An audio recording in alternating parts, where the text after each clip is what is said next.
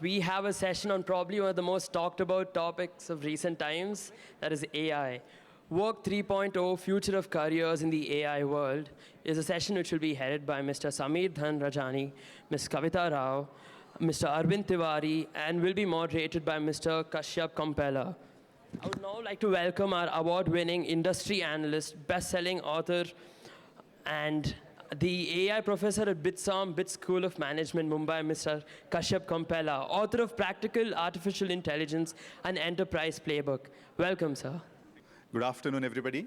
My name is Kashyap Kompella, and as an industry analyst, as technology industry analyst, I probably have given about 100 talks in the last 5 years in India, Europe, US, etc., on artificial intelligence. And one question that always comes up is, what's the impact? What's AI going to do to our jobs? So if I had $1 each time that question was asked, I probably wouldn't need to hold any job types. So to address or to discuss that topic today, so we have an excellent group of experts. So they will introduce themselves. But first off, we have Sameer Dhanrajani. He is the founder and CEO of 3AI. And he's also one of the finest minds in AI in India right now. So please give him a big round of applause. So if you think the technology industry, the IT industry in India is big, the retail industry is like so many orders of magnitude bigger. Often in our discussions of what's AI going to do to our jobs, etc., we forget that the technology industry is really only the tip of the iceberg, so to speak. So the retail industry in India, organized and unorganized, is probably $600 billion today, which is maybe 3 times the technology industry in India. And the number of workers in the retail industry is about maybe 10 times more than the number of workers in the IT industry, at about 50 million. And Kavitha Rao is like one of the foremost thinkers and minds in the retail industry in India. So please give her a warm round of applause. So please sit in the center. So it's my distinct pleasure to... Sorry to interject. Please sit. I just want to mention that after every session, requesting the authors to kindly go to the book signing table and sign the book. So the same for BVR Mohan Reddy and Mukesh Sood as well. The book signing is right behind the sound console. So yes, thank you so much. Thank you. The book signings are there, right? So let's get started right away. So we'll have a lot of time for audience questions. So we'll probably have like 2 rounds of questions for the panel out here. And so meanwhile, get your questions ready. So let's start with you, Sameer. AI. I mean, tell us what's going to be the impact of AI on professions? What professions is it going to affect negatively, and what professions is it going to affect positively? Okay. So morning, everyone. First of all, pleasure being out here. And Kashyap, thanks for inviting us over. Just want to give a context about my introduction, and it's a very checkered introduction. 26 years in the industry, and last 4 years have been into my own entrepreneurial stint. So, but out of 26 years, 22 years I've spent into data analytics AI, and I say that in a lighter vein. What used to be MIS 2 decades back has become AI, or rather Gen AI.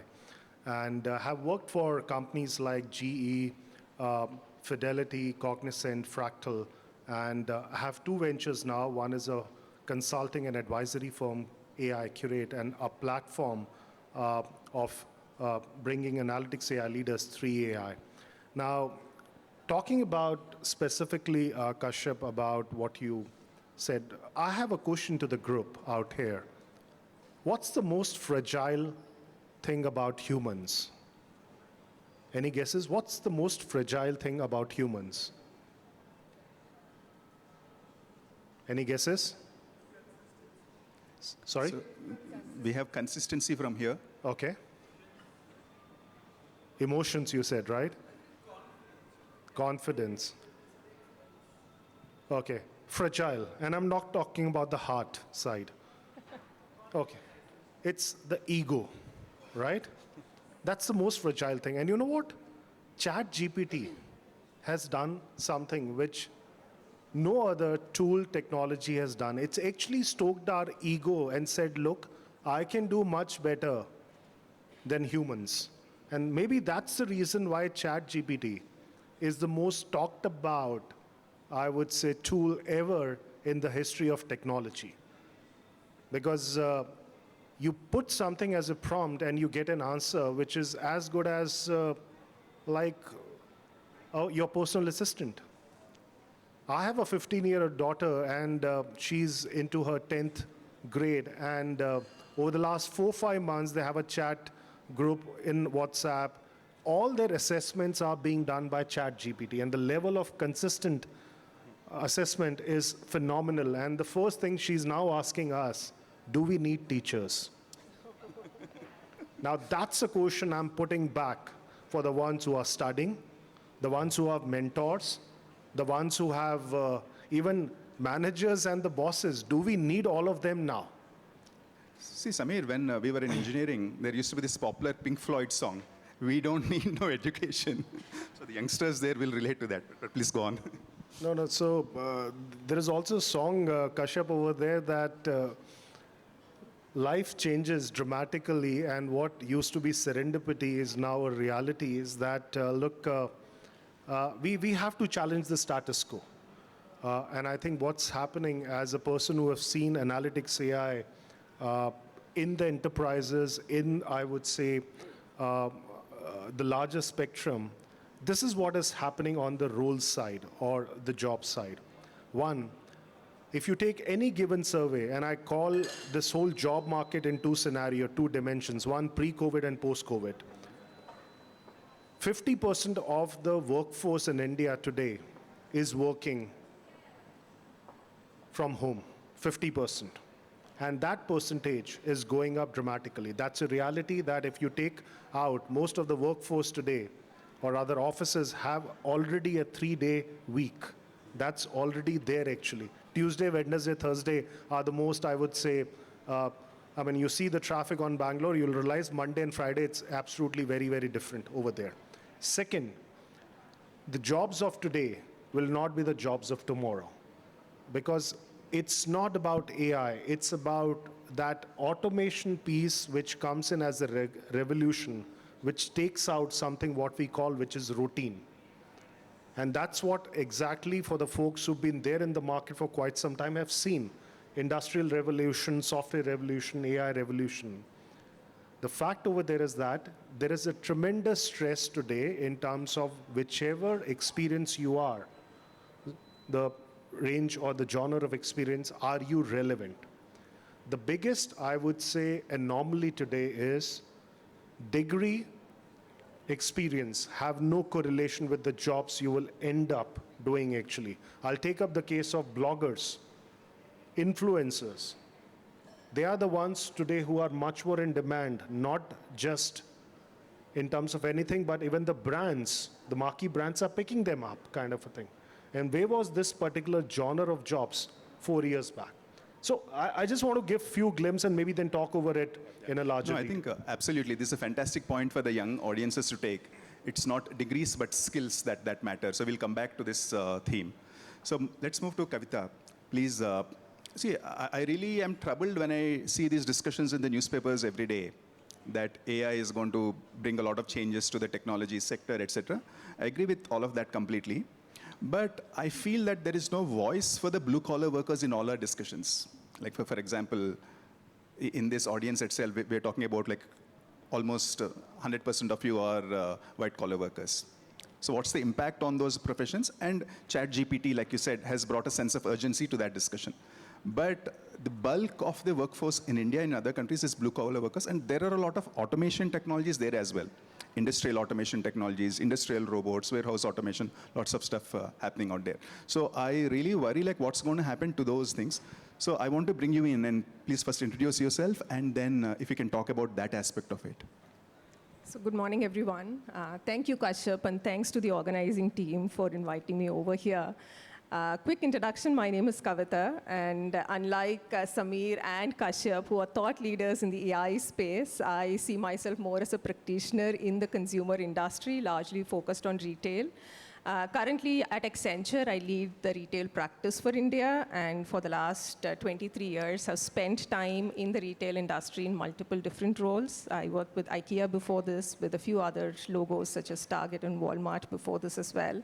So definitely a very, very interesting question coming in from Kashyap on what does it mean for blue-collared workers. And as he rightly said, often when we talk about AI, we think about the white-collared workforce and what it means to them. And so I think it's important to discuss what it means to blue-collared workforce, be it on the manufacturing shop floor, in warehouses, and so on. And the crux of the whole thing is that anything that is automatable, anything that is repeatable, maybe there is a machine that can do it better than humans, right? And that has also unleashed a great level of efficiency and brought out a high level of productivity back onto the shop floor or our warehouses, right? Which is good because it is definitely going to lead to a higher economic output and maybe higher growth, right? One of the other dimensions to also consider is the fact that it has improved the safety manifold, right? On the manufacturing floor as well as in warehouses, there are so many environments which are risk-prone, where in the past humans were involved, and today it can very quickly be replaced by machines, and we are actually making the workplace a much, much more safer environment, right? The bigger question is AI going to take away a lot of these jobs? Yes, maybe that is the reality, right? But I would also take a very optimistic view to it to say that maybe it is also going to repurpose a lot of these jobs, right? People are going to be able to do more meaningful tasks as compared to maybe mundane activities that they were involved in the past, right? So which is definitely going to be a positive thing. Who would not want to do something that is far more meaningful than something that is more repeatable, right? So that is definitely one perspective to take, but I also wonder, if you start to look at, let's say, for example, the retail co-worker, right? This is also looked at as a blue-collared workforce. But why do we all go to a retail store today? People have started to return back to the store. And the main reason we go there is for the experience. Otherwise, the convenience that e-commerce offers us, everybody would love to shop online.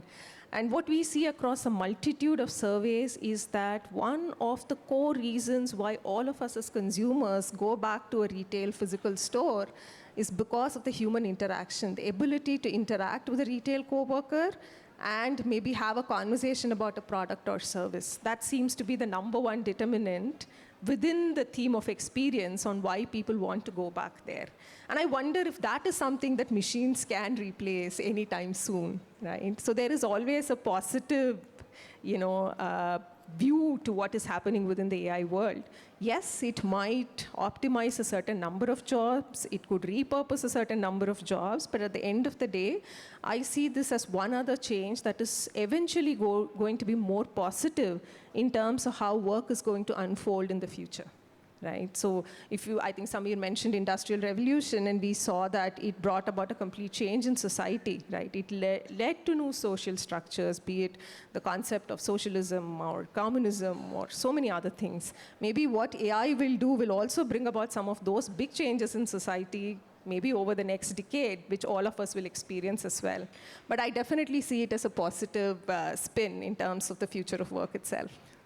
I think you're giving a new meaning to the word AI revolution.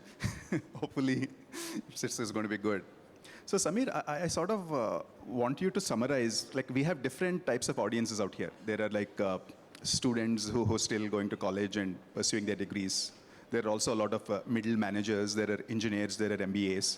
So my hypothesis is that how each of these groups should be thinking about AI and how they leverage AI or how they're going to be impacted by AI is going to be different. So can you sort of address some of these groups and what they should be thinking about? Yeah. See, one of the core things... Let's start with MBAs, for example. I think there are a lot of MBA students out here. Yeah. See, fundamentally, one of the core things what one needs to realize, whenever there is a revolution, in this case it's AI, the core nature of the job gets more enhanced or pronounced. I'll give two examples out here.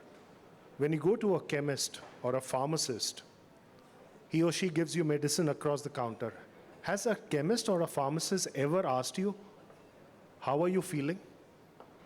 You go to a doctor, or rather what we call a radiologist, who scans the MRI, CT scans. Have they ever told you what you need to do as a part of the well-being? Rather, they tell you to mend your bones and all those things kind of a thing. This is where AI comes in. If the core nature of the job gets displaced rather, the real nature of the job starts coming in. And which is where what I say that for the students, what today they are demanding, and this is back on the employers or the enterprises, is does the enterprise or that venture or a startup have a purpose? Today, students want a purpose, a recognition, which is what's in for me. I mean, that's why you see why Glassdoor is successful, because it's constituted of the folks largely who have left. And if that's the one who are giving you good feedback, that means you are in the game. And which is where for the students, the biggest realization for them is that the careers, while it could be 30, 40 years, they want to take in short sprints. Gone are the days where you can think about a 10, 15-year plans. Even the organizations don't have a 10-year plan now. In fact, they are going by, let's say, what they say, a real-time decision making. Second, skills will continue to be reimagined on, I would say, yearly basis. Because the nature of the jobs will keep changing, which will be very, very disrupted. I mean, take an example today, even in tech jobs, we have seen that whole aspect of quality jobs on the assessment side, the validation, even on the customer support side, changing dramatically. And for MBA, it's not about specialization. I think it's more about generalization now, which is what you say today, that the journalist will be much more in demand than the specialist. Because the specialist, some of those aspects may be replaced by AI. The second thing over there, which is very important, is that organizations, whether it's retail, it's healthcare, it's life sciences, banking, will have a very different spin how they look at businesses for tomorrow. I mean, all these banks will be challenged by fintech companies, which is already happening. What are the new core jobs which will emerge? Which means if I have to go to the bank to, let's say, trade, I do not need to go to the bank. It will be all personalized on my desk, on my kind of, let's say, on the go. So what's the nature of the job which will emerge? And which is where the mid professionals, or what we say senior professionals, the span of control will go away. Today, we take a pride in saying, okay, I manage 200-member team. Then the fragile 400. ego you mentioned will be hurt. Yeah, absolutely. I think we'll have to keep the ego aside absolutely in the days of AI, because I think the other rationale over there as a theory is that, look, a human being takes about 60-odd decisions on any given day. Strategic, tactical, operational. What's my plan after this lit festival? What's exactly I'm doing over the weekend? Career plans, relationship status plan. Now, many of these decisions, what we are taking, Kashyap, largely are influenced by our friends, colleagues, and spouses. You heard it, spouses as well. They say that, we kind of do that. Now, the fact is, algorithms are taking decisions on our behalf. I mean, how we map our kind of a Google schedule, they determine the path.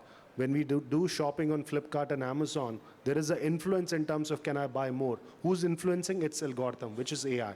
Now, if decision-making gets influenced by AI, the core nature for us as humans is what is exactly we are supposed to do, which means that creative aspects of design, UI, UX, cognitive neuroscience, behavioral science will come into the picture. And that's why you see more of liberal arts along with the tech coming into the picture. Right. So let's Maybe hold on to that. Can I just Please, add yeah. a few comments? Because I think the first question Kashyap had was, what does it mean for an MBA student, right? I think I went to business school 25 years ago now, and maybe a lot of things have changed. But one of my learnings from going to business school is anybody can read Philip Kotler. But would you become a marketing expert just by reading Philip Kotler? Maybe not, right? the biggest benefit of going to business school was the other people that you engaged with, worked with, right? And were friends with in those 2 years, which made the biggest difference, right? So I would think that, and that brought out certain qualities in us as a person, right? Agility, flexibility, perseverance, right? Not giving up that easily and so on, right? And we all came back as changed people at the end of those 2 years of experience. So one thought I would like to carry is the fact that AI or no AI, there are going to be some of those softer elements which are still going to stay the same. Right? And that is never going to change. Today it is AI. Maybe in the next 10 years, there will be another kind of big change that will come about. Maybe it will come in the next 5 years, right? And the core principles of who we are, the attitudes and the mindset that we bring to the table is going to be far more important than any one technology and what impact it is going to have in our lives. Right. I think both of you mentioned two powerful aspects. We'll come back to these things.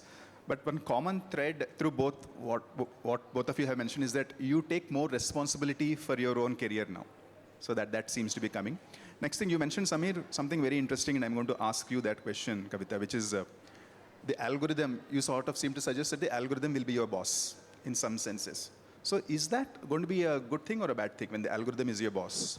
I sort of see the Uber drivers or the Swiggy drivers around, and they seem to be having a tough time, because the algorithm is really sort of squeezing the maximum. It's optimizing for profits. And that probably is, for the gig workers, that's a huge stress. So the question is, like, when the algorithm is your boss, how do you deal with it? Do you have a choice? Is that a good thing or a good thing? We'll start with you and we'll come to you. Sure. I think my first thought process here is maybe the algorithm is never a boss. It's maybe our assistant, right? That is how I would look at it. For example, I think today all of us would have used Google Maps to get to this location, right? And Google Maps would have suggested a route, right? But my question is, are we going to blindly follow what it is? Because maybe it would have suggested taking a U-turn and taking another U-turn somewhere else and arriving at this location. Or are we going to say that I will apply my mind and I know that there is something wrong at this point in time with Google Maps, and maybe I should think about, is there a need for a U-turn, or maybe I don't need to take it, right? And that is where the power of technology with human intelligence really comes together. And for me, that is where the true magic happens, right? So I would always look at any of this, like rightly so, we've started using the word co-pilot with a lot of things related to AI. So I would always think of it as an assistant, a co-pilot, and never the master, right? And it is largely up to us in terms of how we want to look at it, right? Do we want to take the role of a slave, if I can say that, or do we want it to, leverage it as an assistant, right? And that is something that is left to all of us to decide how we would like to look at it. See, the way I look at is, Kashyap, to your point, how many of you watch OTT, Netflix? See, if algorithms wouldn't have been there, they wouldn't have been watching this, because that's personalized. That has replaced the dish side. My entire take on algorithms taking over our lives has a different spin. The jobs of the gig workers depend on how strong these algorithms are for these companies. Netflix, Uber, Amazon, Zepto, Big Basket. You take these companies, they're all digital native players. And that's one of the reasons there's so many job opportunities which have existed today because of algorithm creating those aspects. See, it's not about supremacy. I know there is a very different aspect about nations and geographies today claiming to have AI supremacy. And maybe the next level of, I would say, political battles will be fought over AI. It's all about what we are saying that, look, we should be very cautious that the companies of today, banking, insurance, retail, CPG, will have a tech flavor. That's given, which means the business value chains are getting disrupted, which is already happening. Now, if that happens, the jobs and skills automatically move to the newer side, which is happening. And each part of these revolution takes 15, 20 years. But what ChatGPT has done, that's democratized at scale the decision making, which means today ChatGPT-led features will now be there in each and every company because they are building their own LLMs. So at this point, can you take like a couple of minutes and explain generative AI, chat GPT, what all is going on? Because we see a lot, we read a lot, but can you like lay it out? Right. I think in a very simple term, let me put it this way. What is AI? AI is a sophistication of image, voice, text, and video analytics put together. And I'll give examples. Image, voice, text, and video. The other way of looking at AI is, it's in a very utopian situation, it's like mimicking the human brain. What does the brain does? The ability for the brain is to act, perceive, learn, and process, which is what machines are doing using algorithms in the AI. Now let's take out what technical terms we use in terms of those machine learning based kind of algorithms. But essentially, AI is trying to look at tremendous amount of data coming from images, voice, text, and video, and saying, look, can I make meaning out of that? And when meaning goes to the next level, it's about decisions. Now, ChatGPT, essentially, just to give a flavor, many of you may be thinking who are actually working that, look, it's easy to build ChatGPT. No, it's not. I'll give you some stats, what went into this. 225 billion tokens, which is about data sets, trained over 10,000 GPUs and 8,000 CPUs over 2 months, were simulated, taking into consideration each and every data point so that every prompt can be answered. The combined investment which went into that, everyone knows, is about almost $10 billion.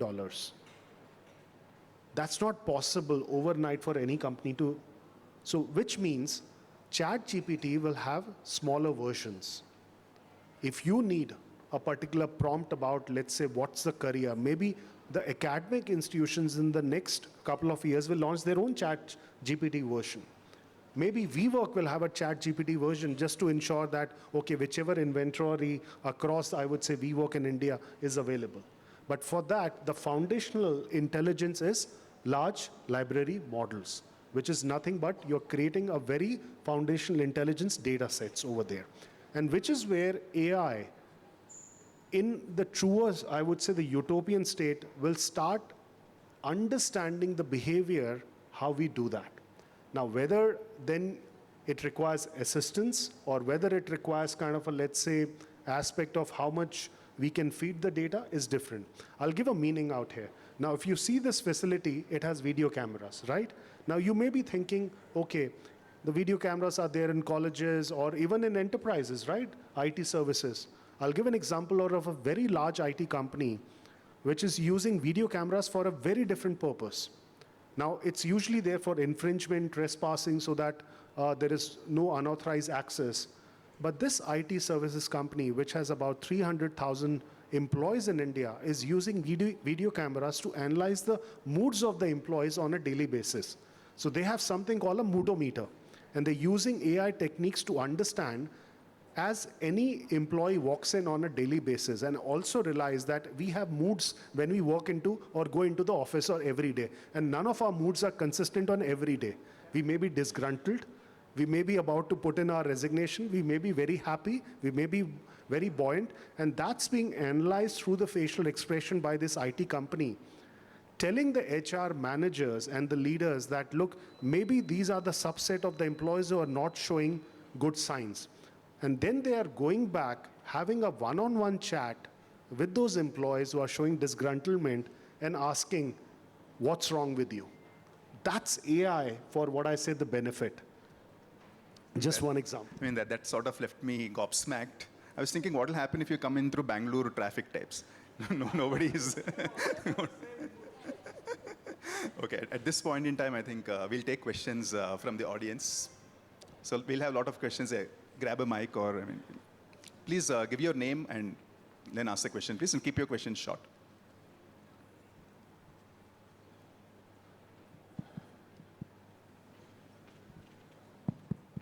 Hello. I'm Kushal, and I'm a BBA's first-year student from NMMS Bangalore. So my question to you is, as we talked about that AI will reimagine jobs, they will add more purpose to jobs. how do you think that AI will influence the human element to the companies? Because recently we have seen a change in corporate culture. We have started to respect the human element more than the machine elements and the other parts of the business. So how do you think the human resource management teams will get affected because of the development in AIs? What's your good name? Kushal. Kushal. Kavitha, I'll take one perspective and please feel free to add. Kushal, I did a master class with 100 HR leaders yesterday, and you see a wry smile on my face because it's very recent, yesterday. And the first thing I told them, the job of HR in a true sense is over. Human relations. It's over. Because this fact of what is the business value chain of HR? Talent acquisition, talent retention, talent let's say management, performance management, comp and benefit, and maybe the exit. Now the fact is it's starting reverse. Every company is today being determined in terms of a sense of culture by the Glassdoor rating. Who gives the Glassdoor rating? 90% of the Glassdoor rating is given by the people who have left the job, not the ones who are existing. Second, all talent acquisition is today being managed by AI. Talent retention is something, because if the employees are not there at office, who does the talent retention? Their own bosses. Only part what HR is playing today in a larger tool is the comp and benefit. And that too also in 5 years, there'll be a separate comp and benefit for each and every worker, individual, and I would say employee, because that's how the skills will be redefined. More important, I think, yes, if you take some of the new age companies, even existing companies who've been there, who are trying to redefine HR, it's very interesting. They're trying to put the purpose of the employees first, and then creating job pathways, career lattice, using the best of the technologies, and opening up opportunities what the employees can do and what the machines can do. Which means there is a grading in terms of if you have those skills which supersedes what machine can do, you are much better paid. Now, Kashyap, you asked about the jobs for tomorrow from an AI perspective. Prompt engineering is not a job. Prompt engineer is all about anticipating what machine cannot think, which is where the job of these folks come in. Now today, AI cannot work standalone because AI is a black box. It's a set of codes and patterns. And that's why you need maybe UI, UX designer. You need behavioral scientists. You need folks from the liberal arts to come in and say, drive more AI adoption, which doesn't mean the job of technology or liberal art goes away. It's coexisting. So I think that's where there is a very, very huge reimagining of what HR is trying to do today in terms of what they think about the employees. Sure. So Samir started with saying that maybe the roles in HR would not exist. And the way I would look at it is that maybe the tactical, the operational elements of the hire to retire cycle, which were managed by people, no longer are needed, right? But the strategic perspective that HR brings to the table in terms of, for example, the question with AI, how should we look at the future of talent, right? How should roles be repurposed within the organization? We have always spent so much time talking about teamwork and collaboration in our organizations. Can we now start to think about what does collaboration between a human and machine mean at work, right? These are very strategic questions which somebody who is an HR practitioner will still need to look at. Or for that matter, coaching. I'm not aware of a good AI-driven coach that's there around right now, right? So there will always be those kinds of very strategic perspectives related to people in an organization that will still be needed. But the rote work around transaction, receiving hundreds of resumes to make a recruitment decision, maybe will not need to be done by a human being anymore. I tend to agree with that because if you see any HR person, they're always fighting fires. They don't really have the bandwidth to sit back and think of what's really thing.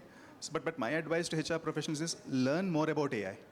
To do both of these things, you first need to learn more about AI. In a true sense, it goes for every business function, marketing, customer support, logistics, supply chain as well. Because, yeah, I think it's something where we are saying that, look, as you rightly said, the business value chain gets disrupted. So will be the jobs, and so will be the existing, I would say, so careers AI as well. literacy is like table stakes nowadays. Absolutely. So let's look. Hi, my name is Kamal.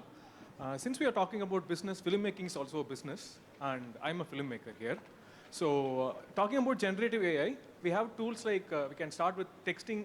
When we need something to write, we can use ChatGPT, and for images, we have Midjourney and Leonardo. And for text to video, after to convert the images into a video, we have Runway ML. So, I think AI has democratized filmmaking in a sense, and it has made it more economical in a way. If people understand how to make a film or how to write, I think the field has been democratized. Even if you check a few weeks ago, Venice Film Festival was flooded with AI filmmaking. I mean, films which were made purely with AI. What usually takes like 16 hours or 60 hours for 16 people together to come up with a concept video, it's just mere like minutes. So do you think we can expect either it is going to be this end or this end? It can be something similar to the Atari crash of 80s where every Jack and Joe was able to prepare a game and then deploy it and crash the market? Or are we heading towards a world where filmmaking will be much more authentic and maybe culturally relevant with more filmmakers coming in? I mean, writers, filmmakers coming in.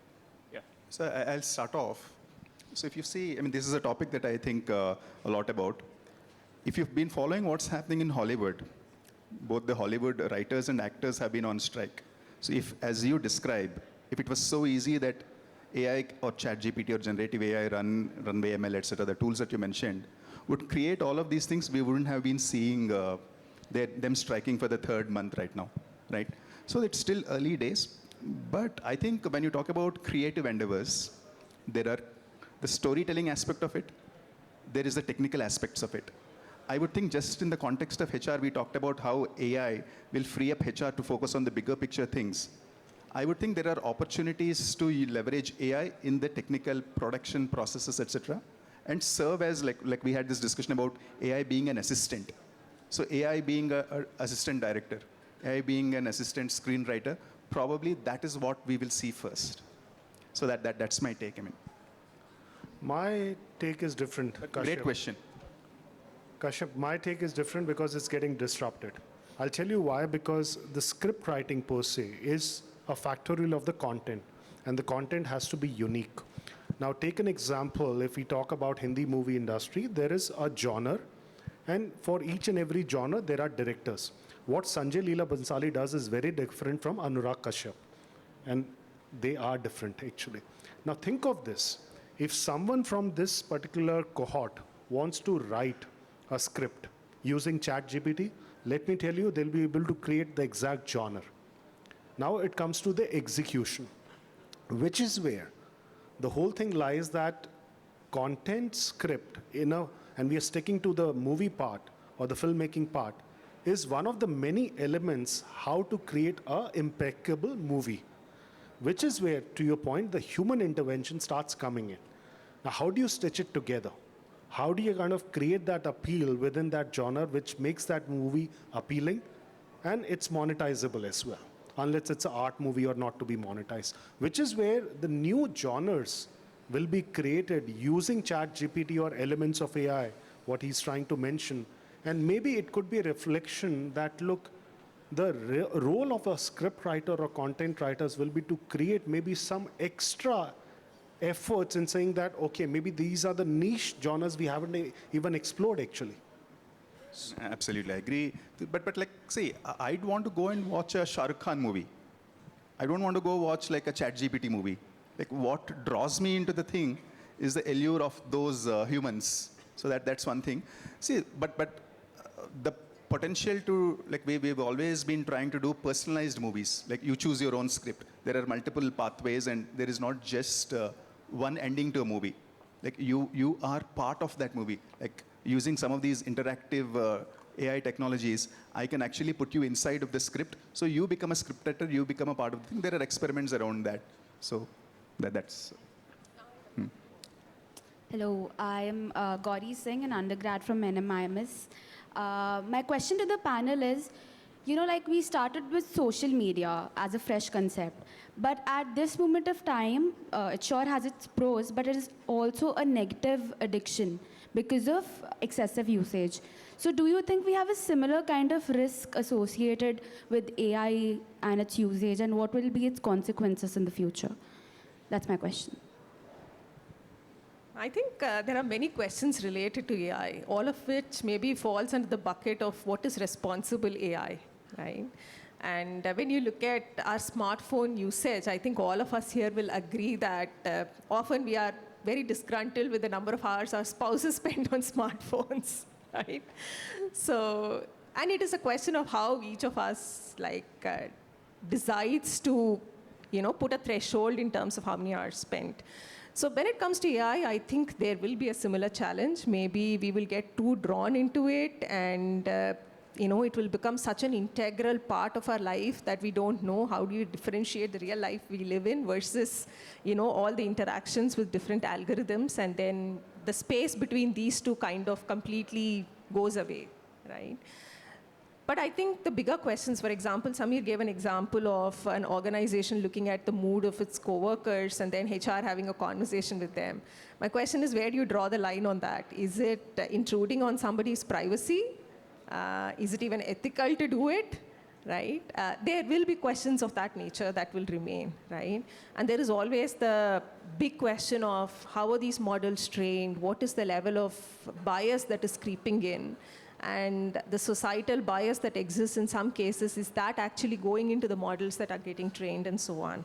I don't think we have answers to all of those questions because it is still a new space and we are learning along with it. And as we move forward, maybe we'll have some solutions. But I would say that even when you look at social media and the personalized content that is coming your way, there are many questions related to ethics, privacy, personal information that are still out there. Right? We've not solved for all of it, and this is something that has happened maybe over the last decade, right? And we've not solved for it. I think some of those questions will still remain open with AI as well. And it is more for us to draw some of those boundaries in terms of how we would like to live and work and collaborate with AI. And maybe there will not be a very clear specification or a regulation that will come anytime soon around it. But maybe Samir, your thoughts? On the social media, how many of you are using Discord community? Most of you. I was expecting that. How many of you are using Shorts, which is I would say, replacement of TikTok? Now, 92% of less than 25 years are the Discord community users. And you know what is Discord community? It's not WhatsApp. It's a community which brings in like-minded people together to discuss their interest and what we call pastimes. And that's why we are not there. We don't have time for that. As a middle-aged guy, I find Discord very confusing. Kashyap, there is a stage after middle age also. So yeah. There is the answer. What you have at your interest is very different from what we are in the social media side. And that's where the aspect for us is to look what we enjoy on the social media, and likewise for you as well.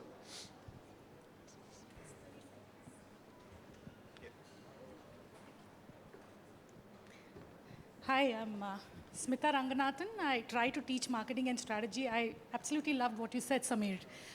We actually use video-based AI to identify students at risk.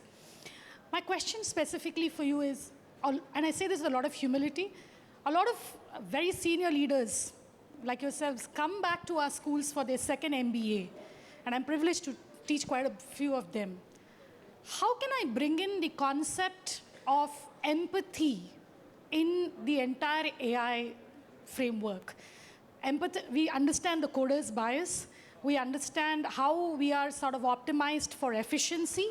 But as an educator, how can I train my senior leaders on bringing in empathy as a critical variable in how they guide business decisions with AI as the background? That's a great question, Smita. First of all, I like what you said, that you are trying to teach marketing. Because offline, Kashyap, me and Kavitha were having a discussion, and we all realized we are not expert at all. We are still learning this entire game of AI, despite spending whatever time we have in our careers.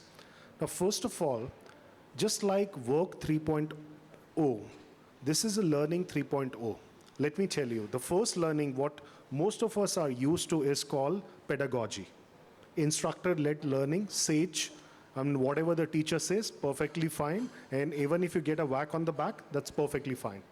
Then came what we call andragogy, which is where the hybrid model of learning started coming in, and that's where some infusion of online kind of a working. What we are today going through, which is a learning 3.0, specifically for the folks out here, is what we call heutagogy.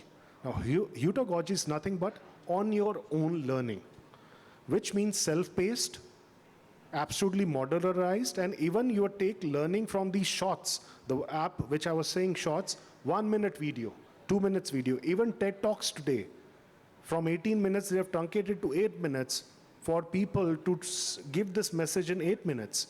The fact over there is that learning is changing dramatically. On the side of empathy, the first aspect in terms of consideration about empathy is that the definition of AI itself is a black box, which means it cannot be adopted unless there are factorials of specific from a marketing, cognitive neurosciences, behavioral sciences. I'll give an example out here, specifically from a marketing, and I did that actually in my previous firm 4 years back. A very large UK ice cream manufacturer, and they are the market leader, they tried to increase the sale in a summer month in UK by giving a lot of discounts, loyalty coupons, and a lot of freebies. Nothing worked. 82% of their sale were actually coming from 2 supermarts, large supermarts, where the ice creams were kept. And when everything failed from an AI, they deployed a marketing person and a cognitive neuroscientist person. They analyzed the data, and the parts where the ice cream were kept in that superstore, and you know most of these stores are large, they deployed a jingle which was played during that part of the store, or rather at part of the store where ice creams were kept. Now go back to our formative years. We were very drawn to that ice cream wala where that jingle used to be played. So wherever this jingle was coming in that part of the store, the consumers were drawn towards that part of the store, looking at from an intrigue what's kept over there, and they found ice cream. Within no second, in 3 months, the sale of the ice cream went up by 15%. And the cost was that just one jingle, which is what I say, AI plus empathy has a very different meaning altogether. I think it's a very, very interesting question. And for me, I would go back to a question on, even without AI, I think empathy is becoming challenging in the corporate world, right? As a business leader, often all of us are so governed by the financial outcomes and the business outcomes that often enough, there is a need to take a step back, pause, and think about how do you bring in a certain level of emotional intelligence, right? And as a coach, I have seen this in multiple conversations with people that, you know, it is always something that gets missed out. How much do we care for other coworkers who are around us? And what does that mean in terms of true business outcomes that we can deliver, right? And I think it is a lot to do with the culture of the organization, maybe at a point even the larger macro culture of the society, right? Do I care about the next person sitting next to me, or I don't bother about it at all, right? We see that often, right? Across different countries and cultures, we see a difference there. And then that gets reflected in the workspace as well, in terms of how much empathy and emotional intelligence do we bring to the table around decisions. And as I said, it's a lot to do with the culture. In organizations that put people first, there is a lot more of empathetic behavior that you will see in terms of decisions that business leaders make, right? So I would think that, yes, of course, as Samir said, AI plus empathy is going to be, you know, a very important dimension for us to look at in the future. But I think there is an even bigger question in terms of where do we stand on empathy in general in organizations and society at large. Maybe that is a bigger question that needs to be answered as well. So I think that's a great question. And just to quickly add to these excellent points, if you see the field of AI, it's mostly being developed by tech bros. And if you define empathy as being able to put yourself in others' shoes, so we need to make these tech pros stand in women's heels, or That's another way of saying that we need more women, more diverse voices in designing and creating AI itself. That's a practical way we can use to make the field of AI itself more empathetic. Thank you for that great question. And with that, I'm sure like you have a lot of questions, but do we have time, or we are absolutely over time, so sorry about that. But give a big round of applause to these two excellent experts. Thank you so much. Once again, big thank you. Such a fun session. Absolutely enjoyed it. Samir, Kavitha, and of course, Kashyap. We'd like to felicitate y'all. That's why I asked you to remain on stage. So, yes, do we? Okay, requesting Mr. Raghu to kindly felicitate our speakers and moderator. You, only you.